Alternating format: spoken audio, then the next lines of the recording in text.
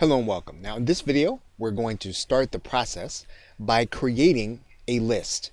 And what you'll do is you will go inside of your Aweber dashboard. You will go to click the link that says Manage Lists. And what you'll see here is you'll see a green button that says Create a List, and you will go and click that button. Now in most cases, Aweber will pre-fill information in here, but you can actually change this information. So if you are going to be operating under a specific brand, you can go ahead and write that brand in here. So let's go ahead and do that now, as well as the company website.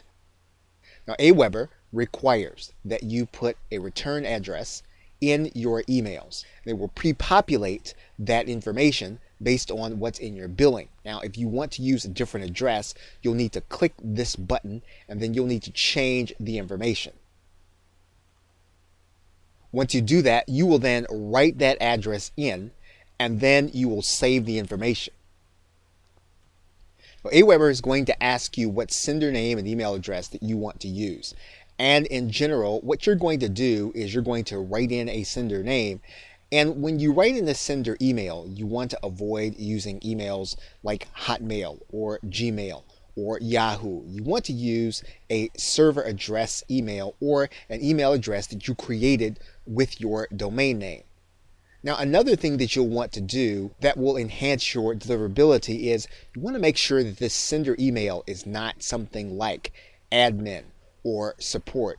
You don't want to use generic names. If possible, you want to use a proper name.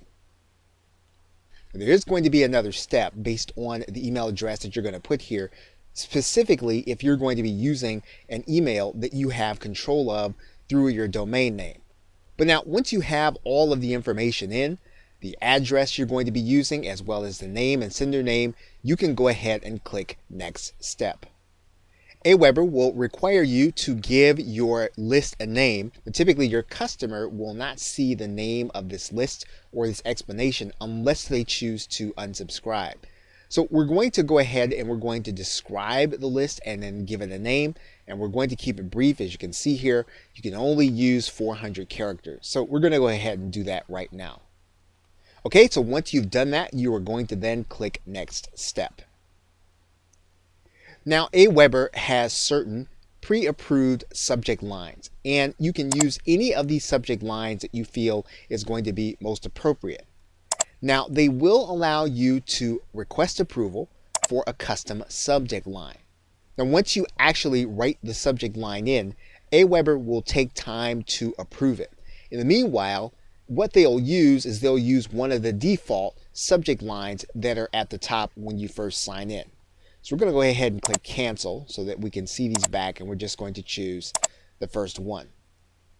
Now, we can also make changes to the confirmation. And so what we can do is we can then make sure that this message or this part of the message says what we want it to say. Now, we want to keep this part brief. We don't want to make this a long, drawn-out paragraph. We want it to be brief so that it spells out exactly what your client is going to be getting when they sign up for your email list. In fact, you'll notice here that this says receive email from Manage Your List with Aweber.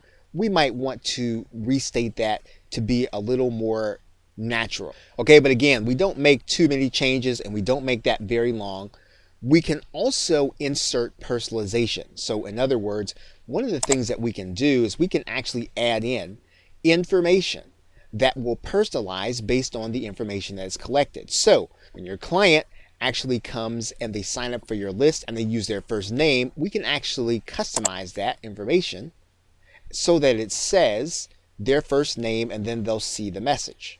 So all we would do here is we would click one of these buttons, and this will actually personalize the message so that it will say the person's first name and then give them the actual message. And this can sometimes help you with issues of deliverability.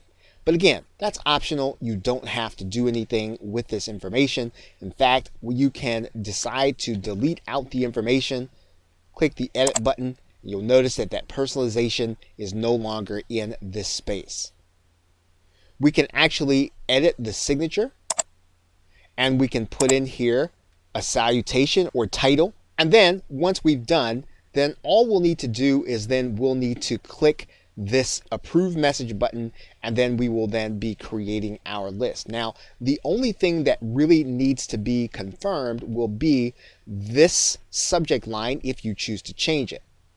So we are actually approving the message and then creating the list. And once you've created the list, you'll notice here at the top that Aweber will be working on that particular list, and all of the menu fields that we'll be working with will apply to the things that are going to be associated with this one list. If we want to change the list that all of these menus are going to be associated with, all you have to do is use this drop down arrow, and then you can choose the list that you actually want. Okay, so we have now created the first list, and we will now move on to some of the menu items. Okay, so with that, thanks, and I will see you in another video.